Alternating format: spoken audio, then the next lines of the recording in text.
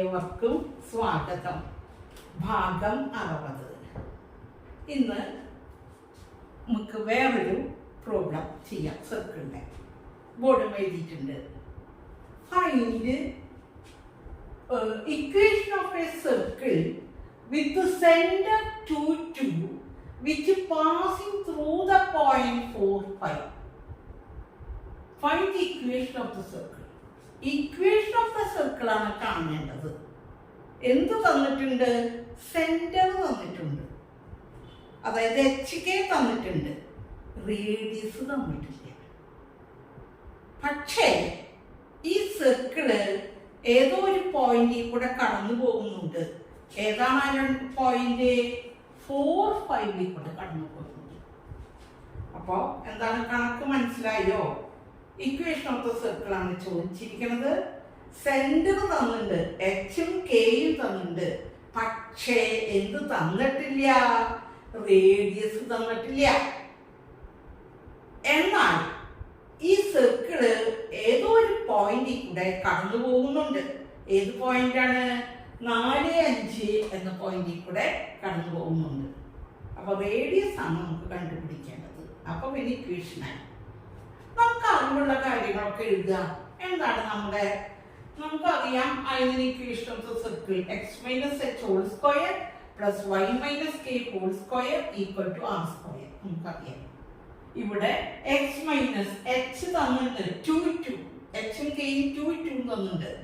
അപ്പോൾ x - 2 whole square plus y - 2 whole square equal to r square. r തന്നിട്ടില്ല, അപ്പോൾ r square തന്നെ. ഇനി ഈ സർക്കിള് ഏത് പോയിന്റിൽ കൂടെ കടന്നു പോകുന്നത്? 4, 5 കൂടെ കടന്നു പോകുന്നുണ്ട്. അപ്പൊ എക്സിന് നമുക്ക് 4, വൈക്ക് 5 ഇട്ട് കൊടുത്തൂടെ?